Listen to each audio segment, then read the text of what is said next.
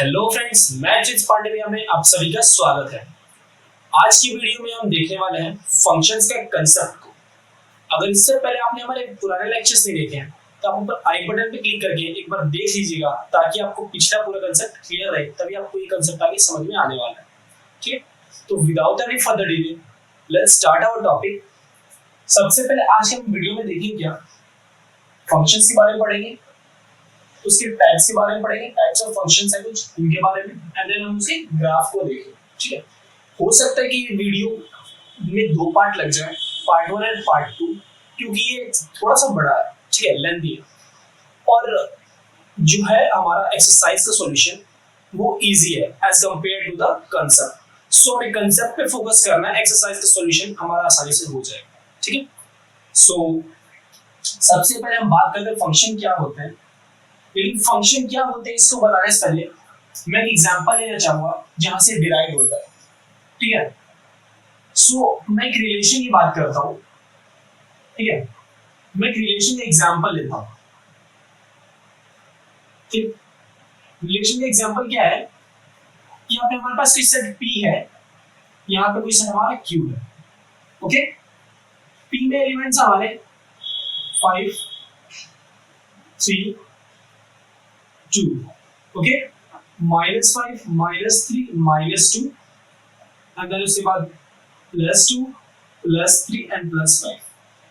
ठीक है, ये हमारे पास कुछ एलिमेंट्स हैं सेट P में, एंड हमारे पास सेट Q में कुछ एलिमेंट्स हैं, वो क्या हो जाएंगे हमारे 4 9 एंड 25। ठीक है, ये हमारे पास दो सेट हो गए, set P and set Q। एक बार मैं इनको थोड़ा सा इससे शुरू करता हूं। ठीक है, अब मुझे इनके बीच में रिलेशन बताना है where fx is equal to, ठीक है, fx is equal to x का square, fx is equal to x का स्क्वायर, मुझे इसका रिलेशन बताना है। सो मैं क्या करूंगा, यहां पे एक बार -5 पुट करूंगा। ठीक है, तो f -5, देन क्या मैं पुट करूंगा, f -5 की वैल्यू पर हम लोग निकाल लेते हैं, f -5 की वैल्यू कितनी है 25। Okay, similarly f -3 9, f -2 4, f minus 5 और -2 प्लस कर दो, f +2 equal to 4, f 3 is equal to 9, f 5 is equal to 25। ठीक है, अब आप ये सोच रहे हो कि मैंने यहाँ पे कैसे वैल्यूज निकाली fx की, तो डायरेक्टली मैंने जो यहाँ पे x लिखा है ना -3, ये -3 को मैंने इस इक्वेशन पुट कर दिया, तो -3 का स्क्वायर 9 हो जाएगा, -5 का स्क्वायर 5 25 हो जाएगा, सिमिलरली -2 का स्क्वायर 4 हो जाएगा, एंड +2 का स्क्वायर 4 +3 का स्क्वायर 9 एंड +5 का स्क्वायर 25। ओके, सो क्या जो हम इसे मैपिंग करेंगे तो मैपिंग में हमारा क्या आएगा रिजल्ट, ये कुछ ऐसा आ रहा होगा, 5 का स्क्वायर 25 है एंड -5 का स्क्वायर 25 है, 3 का स्क्वायर भी 9 है एंड -3 का स्क्वायर 9 है, 2 का स्क्वायर 4 है एंड -2 का स्क्वायर 4 है। ठीक है, तो ये हमारा एक रहा रिलेशन। ठीक है, तो जब मैं इस रिलेशन का जब ऑर्डर पेयर लिखूंगा तो मैं इस रिलेशन का ऑर्डर पेयर कैसे लिखूंगा, एक बार ये देख लेते हैं। सो x is to y such that, पहले हम इसको एक बार रोस्टर फॉर्म में लिखते हैं। ठीक है, सॉरी सेट बिल्डर फॉर्म में, x is to y such that fx is equal to x square where x belongs to set P and y belongs to set Q, y belongs to set Q। ठीक है, fx लिखो यहाँ पे चाहे y लिखो, बात एक ही है, y is equal to fx equal to x square लिख सकते हैं। इसको मैं एक बार ऑर्डर पे लिखो तो मैं क्या लिखूंगा इस ऑर्डर पे, -5 25 -3 9 -3 9 -2 4 2 4 3 9 and then 5 25, ये इसके ऑर्डर पेयर हो जाएंगे। ओके, सो ये तो है हमारा रिलेशन, ये रहा हमारा रिलेशन का पार्ट। ठीक है, अगर सिमिलरली मैं एक और एग्जांपल लूं जिसमें मैं क्या कर रहा हूं कि मैं सेट P को सेट Q से और सेट Q को सेट P से इंटरचेंज कर रहा हूं। ठीक है, यहां पे लिखता हूं Q, यहां पे लिखता हूं P। अब सर देखना 4 9 25 -5 -3 -2 माइनस सॉरी +2 +3 एंड +5। ठीक है, सो इसकी डेफिनेशन अलग होगी रोस्टर फॉर्म में, सेट बिल्डर फॉर्म में, सेट बिल्डर फॉर्म में। ठीक है, और इसके पेयर भी अलग बनेगी, ऑर्डर पेयर। सो अगर मैं इसको एक बार सेम फंक्शन के लिए दैट इज अब इसको रखूं fx y x² के लिए, सेम y x² के लिए ही है, तो इस बार हमारा y क्या है, p है, और x क्या है हमारा, q है। ठीक है, सो अब इसको मैं एक बार ड्रॉ करूं तो मैं क्या इसके मैपिंग करूंगा, इस बार मैं इसको इतना एक्सप्लेन नहीं कर रहा, मैं डायरेक्टली मैप कर दे रहा। 25 5 का स्क्वायर होगा 25 -5 का स्क्वायर होगा, 4 2 का स्क्वायर होगा 4 -2 का स्क्वायर होगा, 9 3 का भी -3 का स्क्वायर होगा, 9 जो -3 का स्क्वायर होगा, और यही 9 जो है +3 का स्क्वायर होगा। ठीक है, सो ये तो है हमारे रिलेशंस। ठीक है, इसका अगर मैं एक बार ऑर्डर पेयर लिखूं तो ये तो हमारे फर्स्ट, इसका ऑर्डर पेयर में क्या लिखूंगा एक बार ये देख लो, दैट इज हमारा स्वैप हो जाएंगे, x की जगह y की जगह y की जगह x आ जाएगा। ठीक है, तो यहां पे 4 हमारा -2, ओके 4 +2 देन 3 सॉरी 9 -3 9 +3 देन उसके बाद 25 -5 25 +5। ओके, सो ये तो हमारा इसका ऑर्डर पेयर। हमने यहाँ पे दो रिलेशंस के बारे में पढ़ा। ठीक है, अब जरा इसमें हम डिफरेंशिएट करेंगे कि हमारा एक्चुअली में रिलेशन कौन सा है और फंक्शन कौन सा है। ठीक है, सो हमने जो पिछले वीडियो में बात करी थी, हमने इस चीज के बारे में बात किया था कि हमारा अगर हम बात करें फर्स्ट वाले सेट की, हमारा जो फर्स्ट वाला सेट होता है उसे हम क्या कहते हैं, जो हमारा सेकंड वाला सेट होता है उसे हम क्या कहते हैं। ठीक है, सो अगर मैं फर्स्ट सेट की बात करूं तो हमारा फर्स्ट सेट होता था जिसे हम कहते हैं प्री इमेज,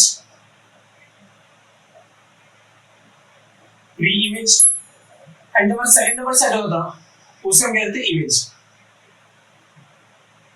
गॉट इट, ये मैंने पिछले वीडियो में बताया था। सिमिलरली हम इसमें यहाँ पे क्या बोलेंगे, पी को प्री इमेज बोलेंगे, क्यू का प्री इमेज, एंड क्यू को हम लोग बोलेंगे इमेज। ओके, क्लियर हुआ। सो हमारा रिलेशन कुछ भी हो सकता है। रिलेशन हमारा जो सबसेट होता है, relation R is a subset of P cross Q। ठीक है, P क्रॉस Q का सबसेट ऑफ हमारा रिलेशन R, और वो कुछ भी हो सकता है। ठीक है, जो P क्रॉस Q में आता है वो सारा ही कुछ भी हो सकता है हमारे रिलेशन में। बट हमारा जो फंक्शन है वो स्पेशल टाइप ऑफ रिलेशन है। कुछ रिलेशन ही फंक्शन होते हैं, सारे फंक्शंस रिलेशन नहीं होते। ठीक है, अगर मैं अपनी एग्जांपल में बात करूं तो मैं क्या कहूंगा कि एक बार मैं डेफिनेशन पढ़ाता हूं, उसके बाद बताऊंगा क्या होता है। ठीक है, एक बार मैं डेफिनेशन देखूं तो डेफिनेशन क्या होगा, definition of function, definition of function. ठीक है, फंक्शन की डेफिनेशन क्या होगी, a relation R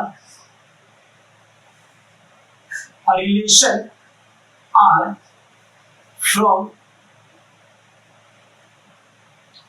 set A, यहां पे मैं set A और B ले रहा हूं। ठीक है, from set A to set B।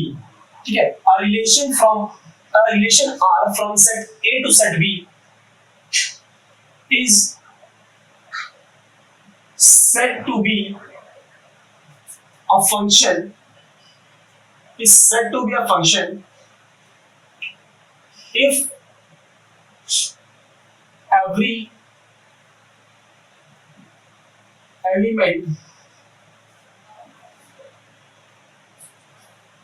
in set A that is pre-image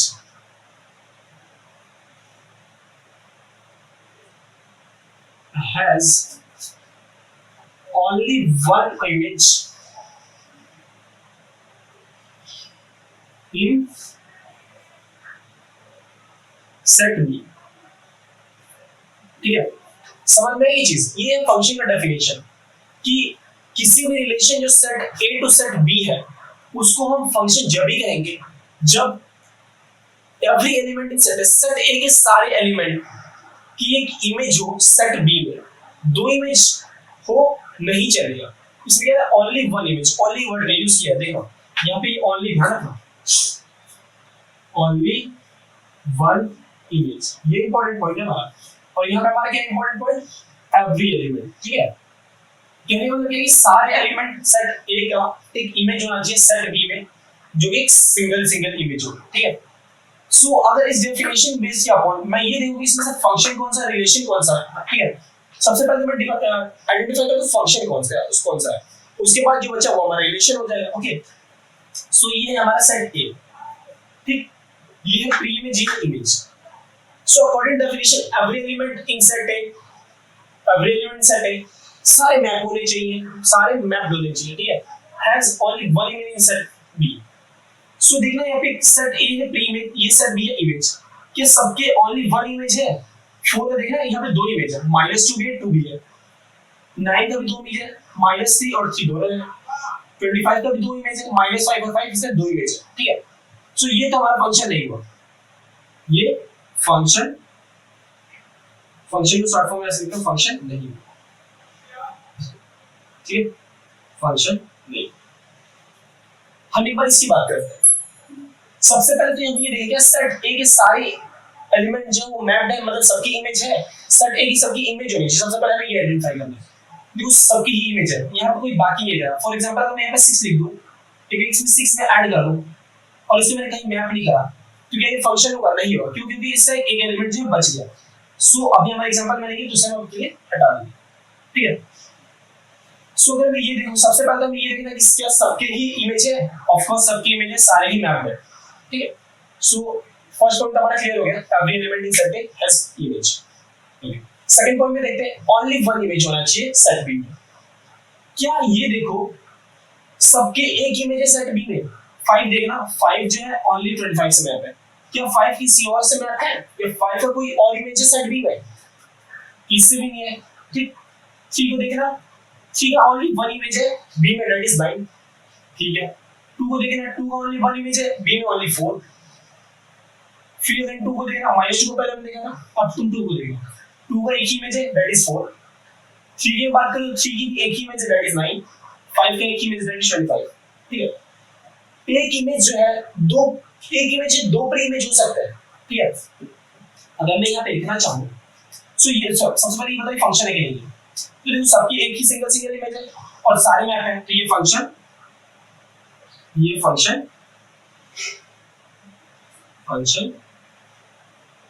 है।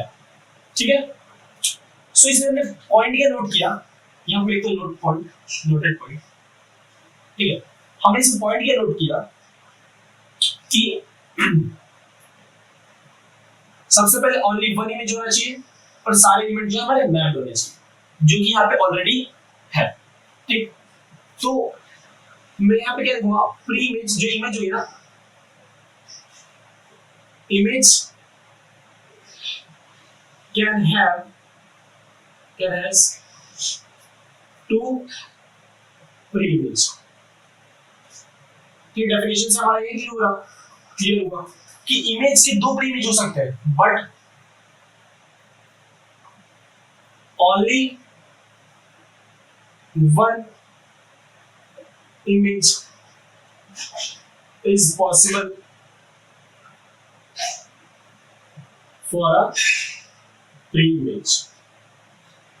ठीक है, तभी हम उसे फंक्शन कहेंगे, वरना हम नहीं कहेंगे फंक्शन। ठीक है, तो इस केस में हमारा एग्जांपल में क्या हुआ हमारा, ठीक है, यहाँ पे एग्जांपल नंबर ये 1 लेता हूँ और एग्जांपल नंबर मैं 2 लेता हूँ। ठीक है, सो एग्जांपल नंबर 1 जो है हमारा वो फंक्शन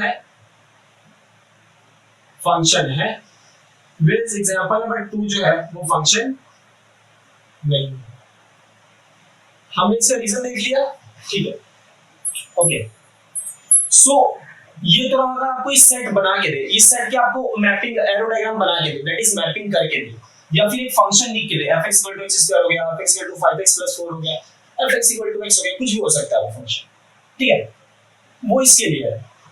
लेकिन फॉर एग्जांपल अगर आपको एक रोस्टर फॉर्म में दे दे तो आप क्या करोगे? फॉर एग्जांपल मैं ऐसे लिखता हूं 1 2 4 5 4 3 5 7 3 9। ठीक, मैं एक एग्जांपल ये लेता हूं एंड एक एग्जांपल मैं ये लेता हूं 1 2 सॉरी 1 2 नहीं, इस बार ए से भी ए बी, ठीक, फिर यहाँ पे मैं z लेता हूँ A Z B Y, okay, again C Z D, ठीक है। अब मुझे इसमें से ये बताओ कि कौन सा जो है हमारा फंक्शन है, कौन सा फंक्शन नहीं। सो अभी आप लोग बेसिक पढ़ रहे हो तो मैं आपको बेसिक तरीके से बताता हूँ। सबसे पहले फर्स्ट एलिमेंट आपको कौन सा शो करता है? फर्स्ट एलिमेंट आपको सेट ए को शो करता है, तो एक बार सेट ए बना लो अपना, एग्जांपल नंबर 1 के लिए एक सेट बी बना लो, ठीक है। सो 1 4 4 5 3, तो 1 4 5 3 है, तो हम क्या करेंगे 1 3 4 5 3 को, ठीक है, थोड़ा सा अच्छे ऑर्डर में सही रहेगा। उसके बाद इसमें क्या है 2 5 3 7 9, 2 5 3 7 9, ओके। अब जरा इसको मैप करना, एक बार मैप करोगे तो क्या होगा तुम्हारा? अगर मैंने मैप किया तो 1 2 4 का 5 के साथ, फिर 4 को 3 के साथ, 3 को 7 3 को 9 के साथ, 5 को 7 के साथ, ठीक है। एरो डायग्राम इससे ऐसे बना। एक बार हम सेकंड वाले एग्जांपल का अपना एरो डायग्राम बनाते हैं। सो फर्स्ट एलिमेंट हमारा किसे शो करेंगे? सेट ए को, that is A B C D, A B C D, ठीक है। उसके बाद जब सेकंड देखना z y, तो इसमें दो एलिमेंट रहते हैं y एंड z। इसका एक बार एरो डायग्राम मैप करना। सो a का z है, a का इमेज z है, b का इमेज y है, c का इमेज z है, d का इमेज y, ठीक है, ये हमने बनाया, गुड। सो अब इसके एक बार पॉइंट्स वेरीफाई करो, ठीक है, कि कौन कौन से पॉइंट्स से वैलिड हो रहे हैं। सबसे पहले हमारा क्या है? सबसे पहले हमारा ये है कि हम ये चेक करेंगे कि इमेज हैज, सॉरी, सबसे पहले ये वाला पॉइंट चेक करना, ठीक है, ये वाला, ये वाला फर्स्ट तुम्हारा होगा, ये वाला तुम्हारा सेकंड होगा, ठीक है। फर्स्ट कंडीशन तुम ये चेक करना only one image is possible for a pre image, ठीक है। सो क्या ये प्री इमेज का सिर्फ एक ही इमेज है? कहीं दो तो इमेज नहीं बन रहे। सो ये प्री इमेज, ये इमेज देखा, कहीं से दो इमेज बन रहा है क्या? इसका एक इमेज बन रहा है, इसका एक इमेज बन रहा है, 5 का भी एक इमेज बन रहा है, लेकिन 4 का दो इमेज बन रहा है। तो सबसे पहले हमारा कंडीशन 1, कंडीशन 1 तो यहाँ पे हमारा गलत हो गया। सो ये फंक्शन नहीं है, आगे में चेक करने की जरूरत नहीं है, फंक्शन नहीं है। हम इस पे आते हैं। सबसे पहले कंडीशन 1 चेक करो, only one image, only one image is possible for a pre image. देखना प्री इमेज है, ओनली वन इमेज z है, ओनली वन इमेज y है, ओनली वन इमेज z है, ओनली वन इमेज y है। सो इसका condition 1 तो satisfy कर रहा है, कंडीशन 1 सेटिस्फाई कर रहा है। कंडीशन 2 देखो, कंडीशन 2, ठीक, क्या है कंडीशन 2? हाँ, उससे पहले इसमें एक पॉइंट ऐड करना, ठीक है, एवरी इमेज,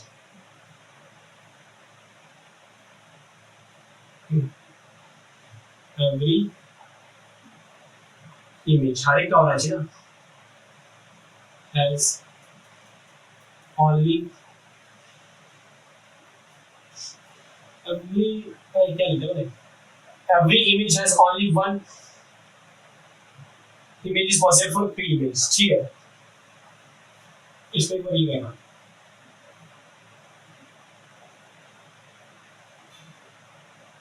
एवरी, देखो लैंग्वेज बस मैं चेंज कर रहा हूँ, कंसेप्ट हमारा वही है जो कि हमने यूज किया, ठीक है, लिखने का थोड़ा लैंग्वेज चेंज कर रहा हूँ, एवरी प्री इमेज, दोनों का कहने का मतलब सेम हो, दोनों स्टेटमेंट में, ठीक है, every pre image has only one image, ठीक है, every pre image has only one image, ठीक है, कहने का मतलब सेम हुआ, बस स्टेटमेंट में थोड़ा सा अच्छे से लिख दिया, ठीक है, ग्रामेटिकल में। सो कंडीशन 2 हमारा क्या है, image has to pre image, ठीक है, image has to pre image, ये हो सकता है, इमेज के दो प्री इमेज हो सकते हैं, ठीक है, सो ये है इमेज, जरूरी नहीं दो हो लेकिन हो सकता है, ठीक है, तो ये कंडीशन हमारा भी वैलिड कर रहा है, ठीक है, जरूरी नहीं हो दो हो लेकिन हो सकता है, तो ये ऑप्शन हमारा रहेगा, ये कंसेप्ट हमारा क्या रहेगा, ये कंसेप्ट हमारा ऑप्शनल रहेगा। बस इसे हमें चेक करने की जरूरत नहीं पड़ती, every image has only one image, बस हमें ये चीज देखना है और फटाक से निकल जाना है, ठीक है, every image has only one image, okay, so आपने क्या देखा, इसमें कंडीशन 1 भी सैटिस्फाई हो रही है, कंडीशन 2 भी सैटिस्फाई हो रही है, सो कंडीशन 2 को लिखने की जरूरत है नहीं, लिखी तो हटाई दो, सिर्फ एक काफी है यार, देखो मैंने दोनों कंबाइन करके लिख दिया ना, इसलिए यहाँ पे एवरी एलिमेंट की बात हो रही है, एवरी थ्री इमेज की मैंने बात कर ली, one image only one image की मैंने बात करी, तो ये कंडीशन है, दैट इज ये वाली, इसे तो एक बार चेक कर लेना, सेकंड तो में जरूरत नहीं है, ठीक है, अभी कंसेप्ट पढ़ रहे हैं, सो हम कंसेप्ट पे अभी ध्यान दें, ठीक, सो यहाँ पे कंसेप्ट कंडीशन हो रही है, कंडीशन 1 सैटिस्फाई कर रही है, तो क्या ये फंक्शन है, ये फंक्शन है, ओके, सो हमने क्या देखा, ये हमारा फंक्शन है लेकिन ये हमारा फंक्शन है, तो फंक्शन और रिलेशन में डिफरेंस नहीं लगा आपको, ये रहा हमारा रिलेशन, ये रहा हमारा फंक्शन, इसे हमने रिलेशन क्यों कहा, क्योंकि इसके इसे हमने फंक्शन क्यों लेगा, हम इस बात करेंगे रिलेशन क्यों का, इस पे हम नहीं बात करेंगे, हम इस बात करेंगे फंक्शन क्यों लेगा, क्योंकि इसके दो इमेज बन रहे हैं और दो इमेज पॉसिबल नहीं है, जैसे कि मैंने यहाँ पे लिखा, ठीक है, ठीक, ये पॉसिबल होना चाहिए और जो है पॉसिबल नहीं होना चाहिए, हमारे दो इमेज नहीं बननी चाहिए, प्री इमेज के, एक इमेज दो इमेज बन रहे हैं, इसका मतलब ये तो फंक्शन नहीं है, लेकिन ये फंक्शन है, क्यों, क्योंकि पहला तो इसके सारे प्री इमेज के कोई ना कोई इमेज है, सेकंड कंडीशन किसी भी प्री इमेज के दो इमेज, किसी भी एक प्री इमेज के दो इमेज नहीं है, ठीक है, तो इसलिए हमारा ये फंक्शन है, ठीक है, okay, has only one image, तो हमने ये देखा फंक्शन हमारे होते क्या है, ठीक है, इस पे बेस्ड अगर मैं, अगर आपको ये याद करना है, ठीक है, कि इसको बिना एरो डायग्राम बनाए, विदाउट एरो डायग्राम बनाए आप ये आइडेंटिफाई कैसे करोगे कि ये एक्चुअली में फंक्शन है या नहीं है, विदाउट एरो डायग्राम बनाए आप ये आइडेंटिफाई कैसे करोगे कि ये फंक्शन है या नहीं, सो आपको कुछ नहीं करना, आपको सबसे पहले ये देखना है कि जो सेट ए हमारा है ना, सेट ए के एलिमेंट्स वो दो बार रिपीट नहीं करने चाहिए, सेट ए के एलिमेंट्स हमारे दो बार रिपीट नहीं करने चाहिए, सो यहाँ पे देखो तो 1 4 4 5 3 सेट ए के एलिमेंट दो बार रिपीट हो रहे हैं, यस ऑफ कोर्स रिपीट हो रहे हैं, और सेकंड कंडीशन हमारा ये देखेंगे हम, क्या सेट के सारे एलिमेंट्स यूज में आ रहे हैं, सेट ए के सारे एलिमेंट्स यूज में आ रहे हैं, मान लो अगर सेट ए से दिया होता, set A is equal to 1 3 4 5, ठीक, सो और सेट बी हमारा इसमें ऐसे दिया होता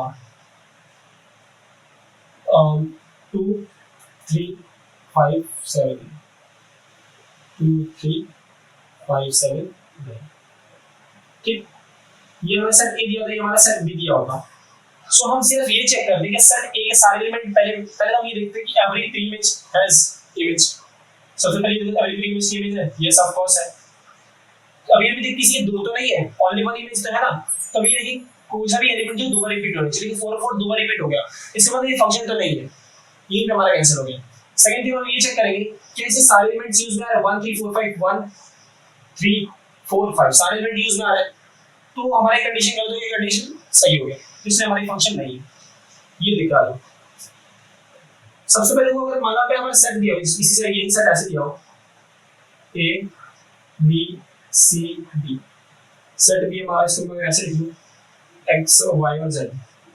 सबसे पहले तो ये चेक करना है कि सारे एलिमेंट्स हमारे मैप्ड हैं, सारे एलिमेंट्स की इमेज है A B C D, ये सबके इमेज है। सेकंड, कोई सा भी प्री इमेज दो बार रिपीट तो नहीं कर रहा, मतलब कोई सा भी सेट एक एलिमेंट दो बार रिपीट तो नहीं कर रहा। A B C D सब एक बार आ रहे हैं, सिर्फ हम फर्स्ट वाला एलिमेंट देखेंगे, सब एक बार आ रहे हैं। सेकंड, हमें सेट से कोई मतलब नहीं है, सब एक बार आ रहे हैं, ठीक है। इसका मतलब ये तो फंक्शन है, ये फंक्शन नहीं है, ठीक। अगर इस तरह भी आपको प्री इमेज और इमेज में कभी कंफ्यूजन हो कि इमेज क्या होती है, प्री इमेज क्या होती है, सो उसके लिए मैं एक ट्रिक बताता हूं आपको, ठीक है। हल्की सी ट्रिक जो आपके काम आई है हमेशा। सेट एक होता ना तो हमेशा ऐसा ये क्लिक कर, ठीक है। मैं यहां पे लिख देता हूं, चलो यहां पे लिख देता हूं, ठीक। तो सेट ए को हमेशा जो है एज अ ये समझना कि ये बेटा है। सेट ए पे समझना, हमेशा समझना ये बेटा है, ठीक। और इस मैं यहाँ पे थोड़ा सा लिख देता हूँ बी ई टी ए, चलो हिंदी में लिख देता हूँ, खुद नहीं पढ़ा, बेटा है। और सेट बी हमारा क्या है, पापा है। सो ये ना थोड़ा हमारा ह्यूमरस तरीका, ठीक है, जिससे कि हम लोग इजीली याद रख सकते हैं कि हमारा फंक्शन क्या होता है। सेकंड वाला एलिमेंट हमेशा हमारा इमेज होता है, फर्स्ट वाला एलिमेंट सॉरी सेकंड वाला सेट हमारा हमेशा इमेज होता है, फर्स्ट वाला सेट हमारा हमेशा प्रीइमेज होता है। सो ये बेटा ये बाप, ठीक है। क्या एक बेटे के दो बाप पॉसिबल है, हम ये चेक करें क्या एक बेटे के दो बाप पॉसिबल है। लॉजिकली पॉसिबल नहीं है और रियल में भी कोई चीज पॉसिबल नहीं है ऐसी, ठीक है। सो ये देखो, ये बेटा ये बाप, ये रहा बेटा, बेटे के दो बाप है ना, 5 और 3, तो ये फंक्शन है नहीं है, यहीं पे चीज कैंसिल होगी। ये रहा बेटा ये रहा बाप, हर एक बेटे के दो बाप नहीं हो सकते, लेकिन एक बाप के दो बेटे हो सकते हैं। फॉर एग्जांपल मैं ये y को, तो y के दो बेटे हैं b और c, b और d, यस पॉसिबल है। z पापा है तो पापा के दो बेटे हो सकते हैं a और c, यस पॉसिबल है। बट मैं ये कहूं कि a के दो पापा हैं, दैट इज y और z, तो ये चीज लॉजिकली और रियल में पॉसिबल नहीं है, सो ये फंक्शन नहीं होगा, ठीक। इस तरह भी हम पता कर सकते हैं कोई चीज फंक्शन है, कोई रिलेशन जो है फंक्शन है या नहीं है, ठीक है। सो मैं इसका कंक्लूजन क्या लिख सकता हूं, ठीक, आपसे ये एमसीक्यू में पूछ सकता है। सो मैं कंक्लूजन क्या लिख सकता हूं कि सबसे पहली चीज कि function is a special type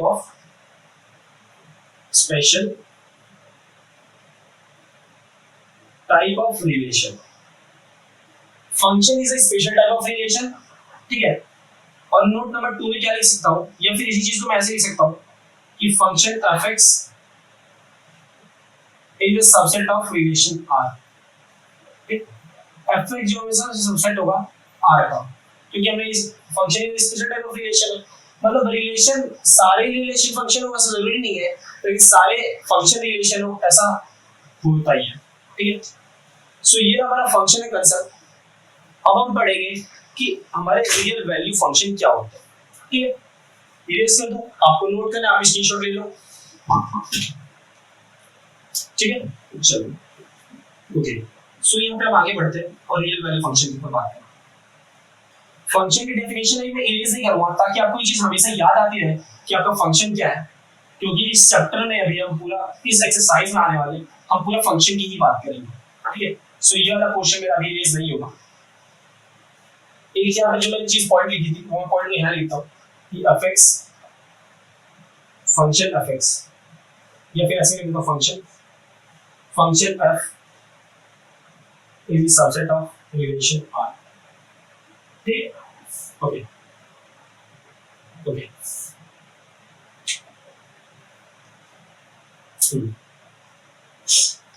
so अगर मैं बात करूं नेक्स्ट रियल वैल्यूड फंक्शन के ऊपर, ठीक है भाई, हम बात करूं रियल वैल्यूड फंक्शन।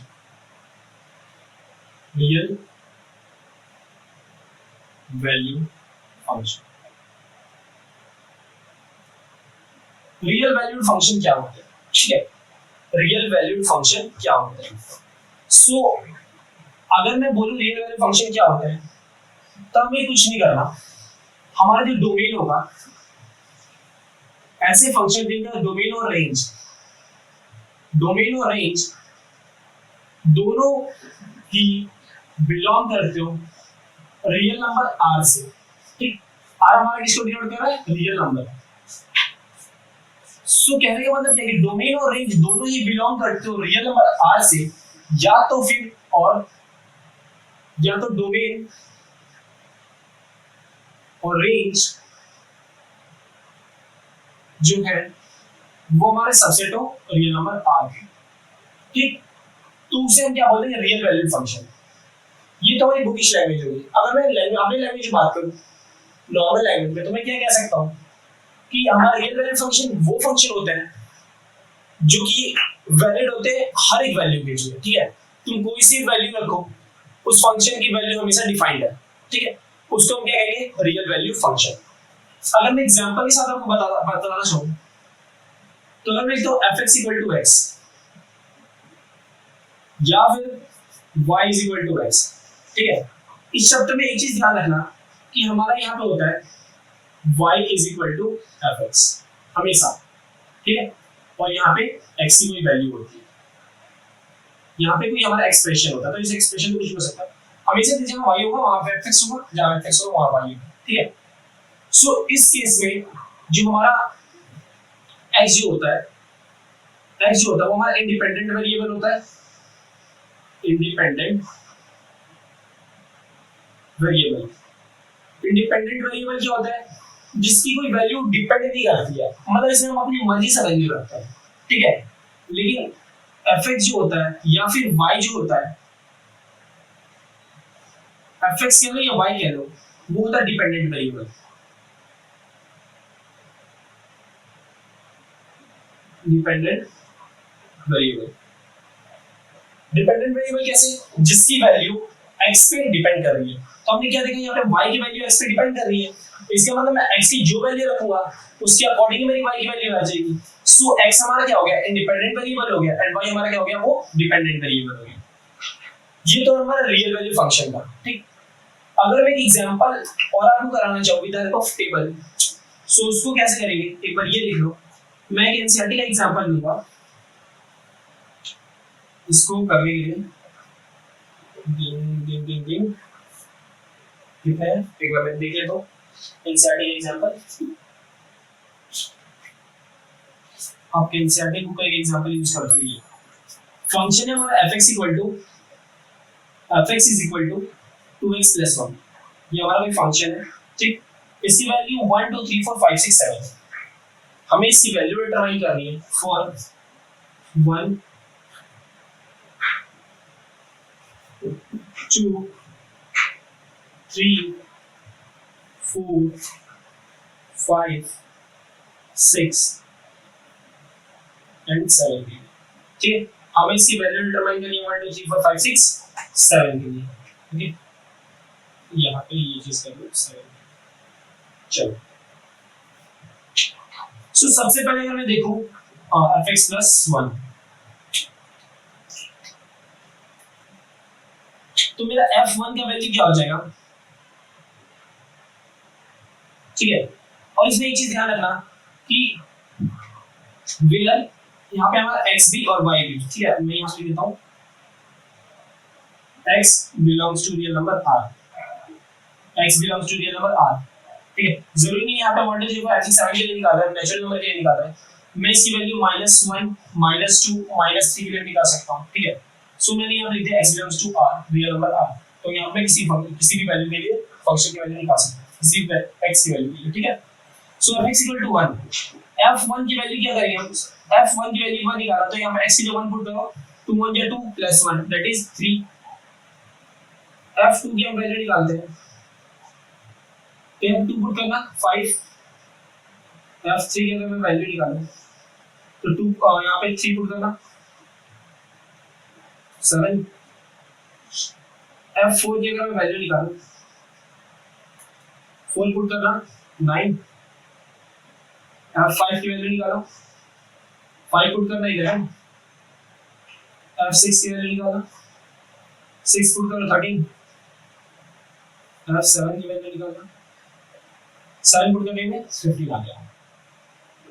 सो ये हमारा एक एग्जांपल जिसमें हमने टेबल के थ्रू देखा कि हमारा रियल वैल्यू फंक्शन क्या होता है, where domain and range both belongs to real number r और the subset of real number r। ठीक है, मैंने बिलोंग्स टू रियल नंबर के लिए यहाँ पे सबसेट क्यों लिखा है? ठीक है, रियल नंबर r में तो हमारी हर चीज कवर हो जाती है रियल नंबर r में हमारे सारे नंबर्स कवर हो जाते हैं, लेकिन व्हाट अबाउट अगर मैं कुछ ऐसा फंक्शन लिखूं, ठीक, कुछ मैं ऐसा फंक्शन लिखूं for example p by q के फॉर्म में, p by q के फॉर्म में वेयर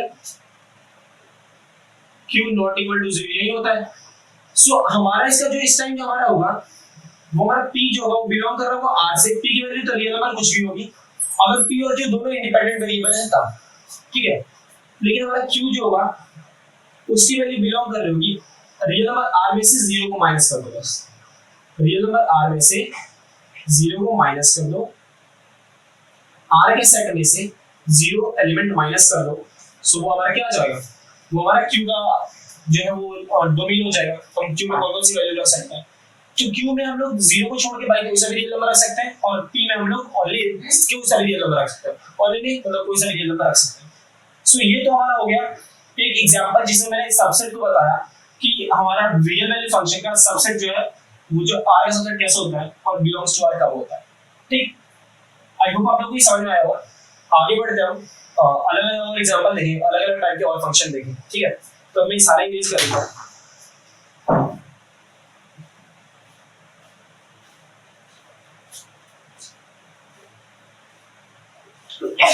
सॉरी, जल्दी से यस कर लो, आगे फिर बढ़ लें।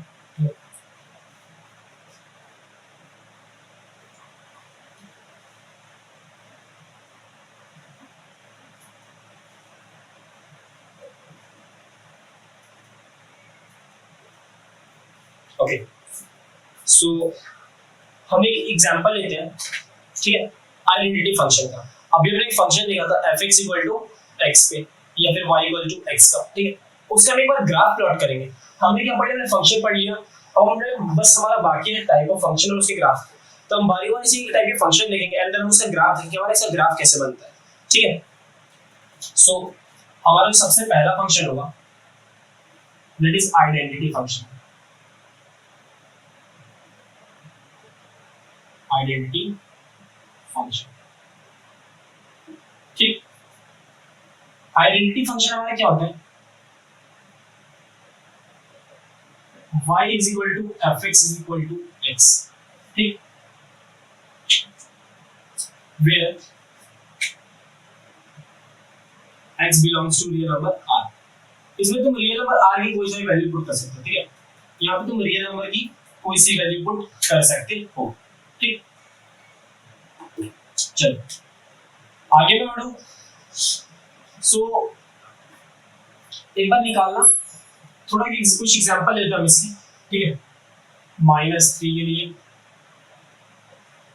-2 के लिए, -3, -2, -1, 1, ठीक, 0, 1, यहाँ पे 0, यहाँ पे 0, थोड़ा अच्छा लगेगा देखना, 1, 2, ओके, 3, यहाँ पे बस इतना काफी है।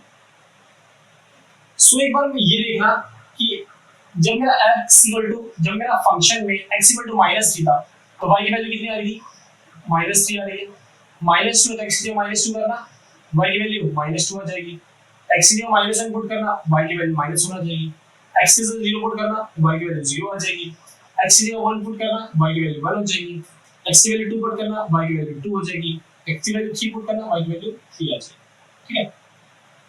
सो यहाँ पे हमारा डोमेन क्या हो गया, डोमेन दैट इज हमारा x, डोमेन को हम लोग x भी लिख सकते हैं, x ही हमारे यहाँ पे डोमेन है। सो हमारा डोमेन क्या हो गया, real number r, domain belongs to real number r, ठीक, एंड रेंज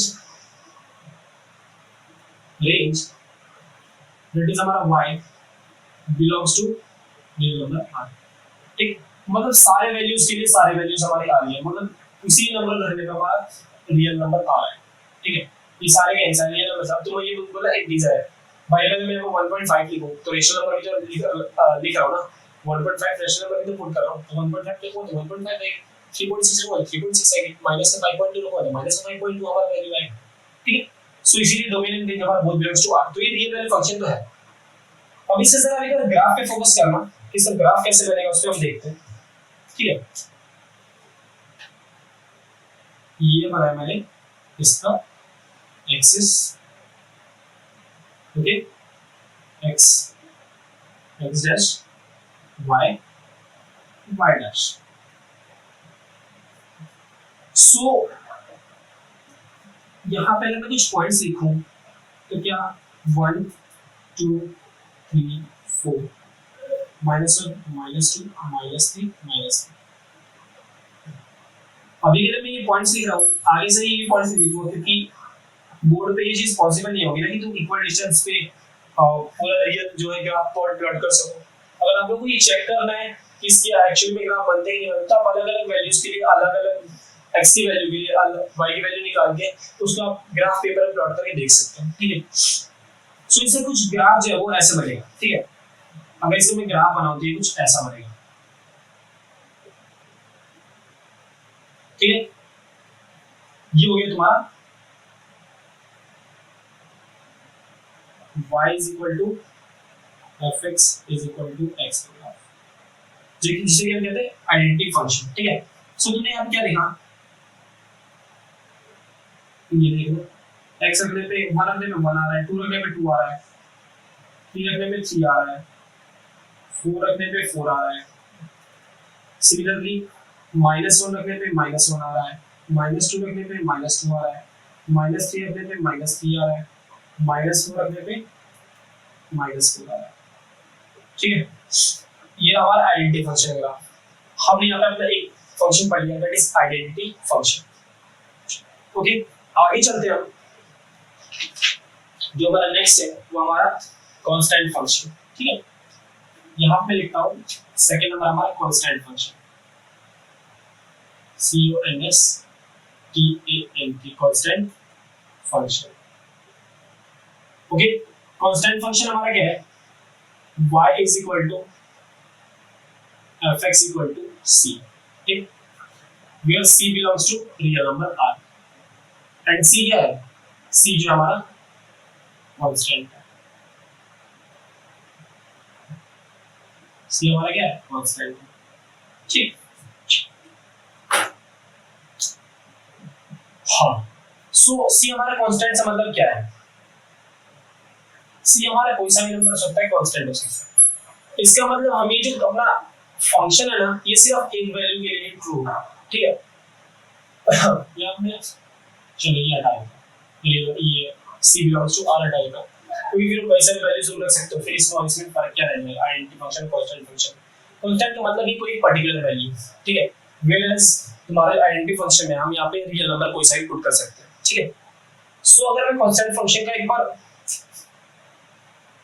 अलजेब्रिक फॉर्म में थोड़ा सा फोकस करें, लेट अस सपोज हमने c इक्वल टू 2 रखा, हम लेके चल रहे हैं कांस्टेंट जो हमारा ना c जो कांस्टेंट है हमारा, उसकी वैल्यू एग्जांपल में हमारे हमें ऐसे एग्जांपल चल हमारा 2 है, ठीक है।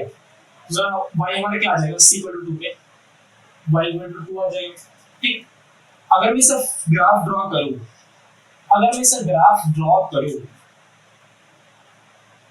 सो हमारा कुछ ऐसा हो जाएगा, वेट, ये हमारी एक्सिस हो गई, x axis, y axis, x dash, y dash, ठीक है। 1 2 3 1 2 3 1 2 3 1 2 3, ठीक है। y is equal to 2 हमारा कहाँ पे होगा, ये हमारा y एक्सिस हो गया पॉजिटिव वाला, यहाँ पे पॉजिटिव क्या है, पॉजिटिव का 2 है, इसका मतलब हमारा ये वैल्यू होगा, ये फंक्शन का जो ग्राफ होगा वो ये होगा, समझ में आया। यहाँ पे हमारा फंक्शन ग्राफ क्या होगा, ये हमारा कुछ ऐसे बनेगा फंक्शन ग्राफ। तो y की वैल्यू हमारी एक कांस्टेंट वैल्यू c के लिए आई, ठीक है। y की वैल्यू हमारी कांस्टेंट वैल्यू c के लिए, हमारा मेरा हमारा ये क्या है, ये वाला पॉइंट, ये पॉइंट हमारा c है, ठीक। और ये जो ग्राफ है ये कांस्टेंट फंक्शन ग्राफ है, that is y equal to c के लिए, सो हम सी के जो भी वैल्यू हमें क्वेश्चन दी होगी हम पुट करेंगे, उसके अकॉर्डिंग हमारा ये y की वैल्यू आएगी, ठीक है। तो सी क्या हमारा कांस्टेंट होगा, बहुत सारी इसकी वैल्यूज नहीं होगी, सिर्फ एक पर्टिकुलर वैल्यू होगी, तो ये रहा इसका कांस्टेंट फंक्शन का, ठीक है। सो अगर मैं बात करूं, चलो एक बार ना ये देखते हैं कि हम इसको जो है अपना सेलिब्रेटर फॉर्म में कैसे लिखेंगे, सॉरी रोस्टर फॉर्म में कैसे, सेलिब्रेटर फॉर्म में कैसे लिखेंगे, आई थिंक रोस्टर, हाँ इसको लोग रोस्टर फॉर्म में कैसे लिखेंगे और इसको लोग कैसे लिखेंगे, ठीक है, या फिर सेलिब्रेटर फॉर्म, सेलिब्रेटर फॉर्म में इसको लोग सेलिब्रेटर फॉर्म में कैसे लिखेंगे, इसको लोग सेलिब्रेटर फॉर्म में कैसे लिखेंगे, ठीक है। कभी कभी नाम में कंफ्यूज हो जाता है यार, सेलिब्रेटर और रोस्टर फॉर्म में, ठीक है। सो सेलिब्रेटर फॉर्म में क्या मैं लिखूंगा, एफ कॉलन, इसको लिखो फंक्शन f कॉलन x, यहाँ पे लिख दो function f colon r to r, ठीक है। इसका मतलब क्या है कि फंक्शन f है जो कि रेंज और इसका डोमेन और रेंज, इसका डोमेन और रेंज दोनों ही रियल नंबर्स है, ठीक है, r टू r, ठीक है, comma fx equal to x, बस इतना काफी है, ये रहा हमारा फंक्शन, ये हमारा फंक्शन डिफाइन हो गया f colon r to r fx equal to x। अगर मैं इसको एक बार सेलिब्रेटर फॉर्म में लिखूं तो मैं क्या लिखूंगा, फंक्शन f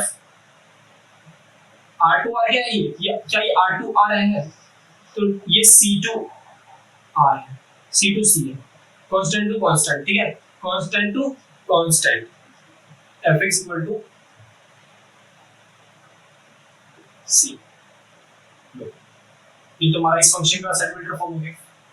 अगर हम यहाँ से आगे चलें तो हमारा नेक्स्ट जो आता है वह है पॉलिनोमियल फंक्शन। हमारा नेक्स्ट क्या आता है, हमारा जो नेक्स्ट पॉइंट आता है वो पॉलिनोमियल फंक्शन के ऊपर आता है, इट इज हमारा थर्ड पॉइंट, ये हमारा पॉलिनोमियल फंक्शन, पॉलिनोमियल फंक्शन, ठीक है। पॉलिनोमियल फंक्शन का एक बार फॉर्म क्या होता है, उससे जनरल फॉर्म क्या होता है उसे हम इसके ऊपर समझ लेते हैं, ठीक है। Polynomial function fx y is equal to fx, y is equal to fx, ठीक है, ग्रीन से लिख लो कोई फर्क नहीं पड़ता, एक से खत्म हो गया। सो y is equal to fx लिख करना पड़ेगा, y is equal to fx, इसका जनरल फॉर्म क्या होगा, a0 प्लस a1x की पावर 1 या फिर a1x ले लो, और वो लिखना नहीं, वो फर्क नहीं पड़ता, a2x square plus a3x cube plus a4x की पावर 4 प्लस यही सीरीज कैसे चली जाएगी m x की पावर n, ठीक है। where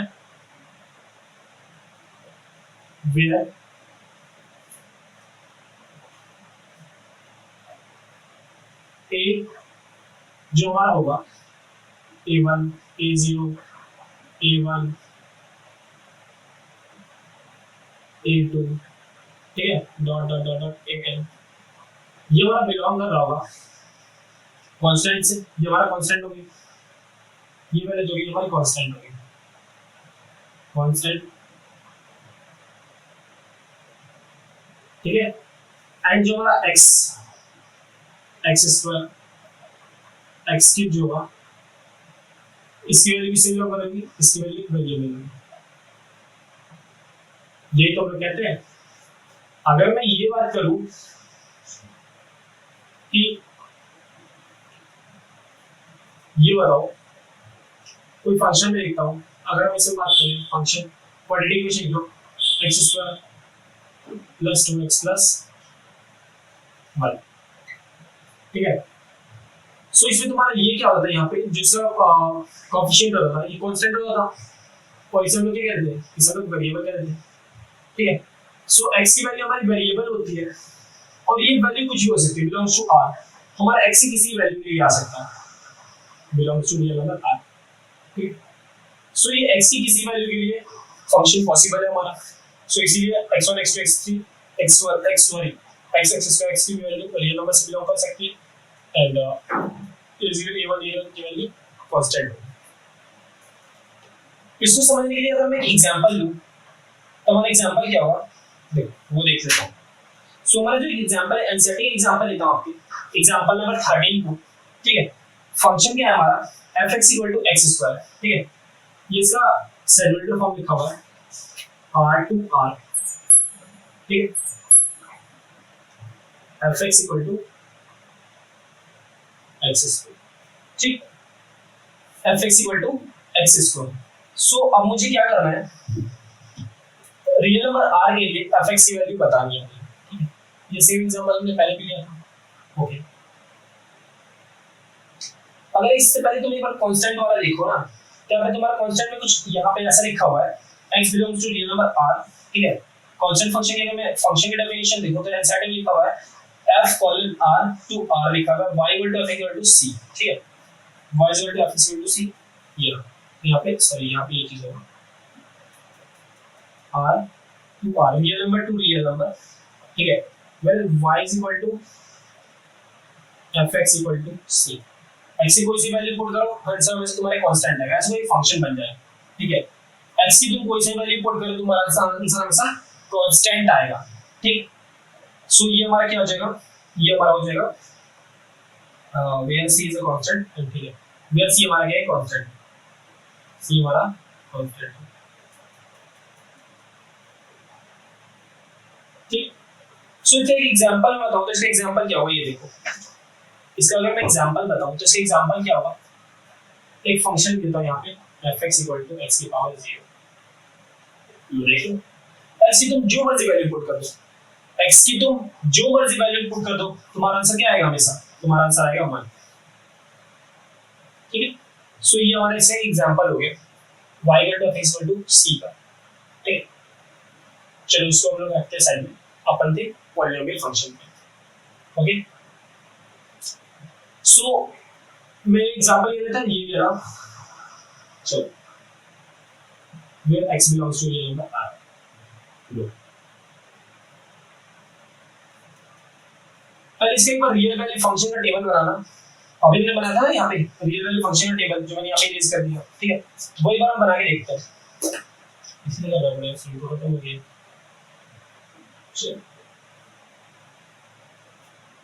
यहाँ पे देखो,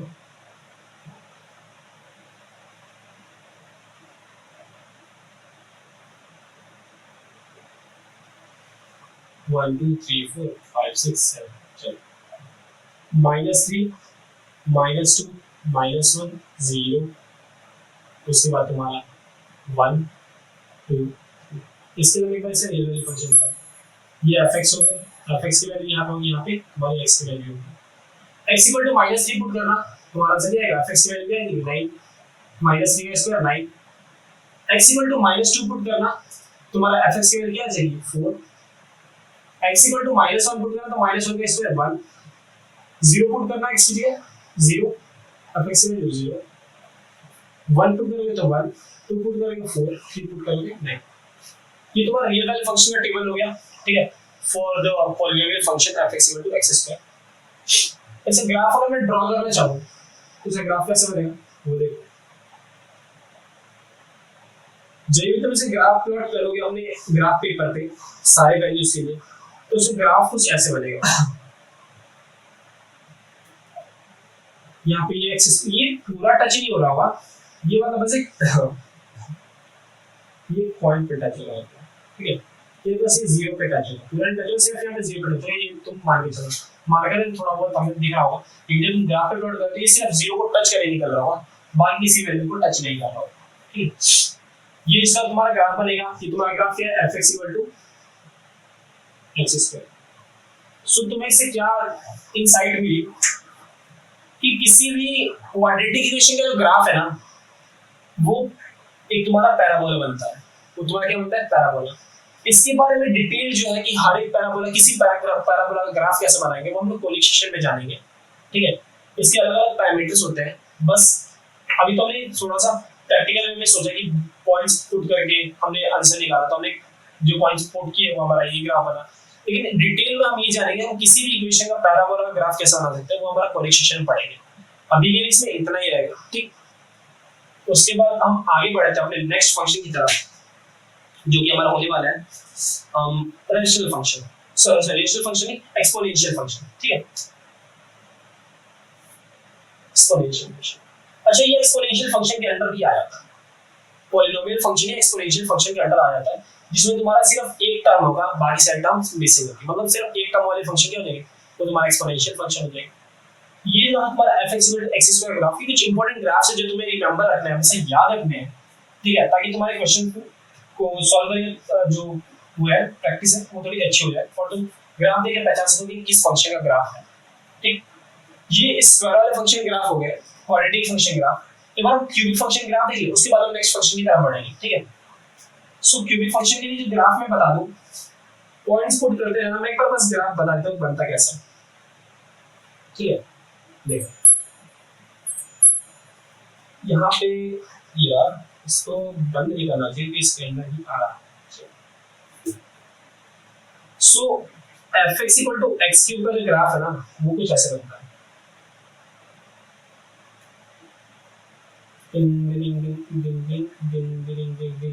हाँ देखा तुमने, ये क्या है, fx इक्वल टू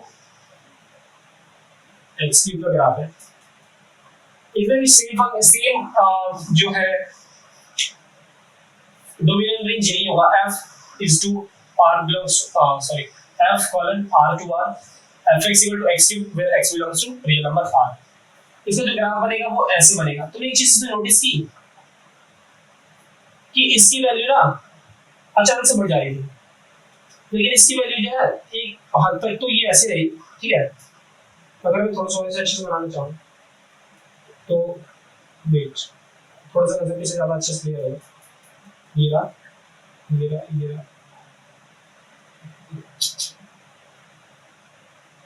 एक बार, ठीक है, एक बार ताकि अच्छे से बन जाए।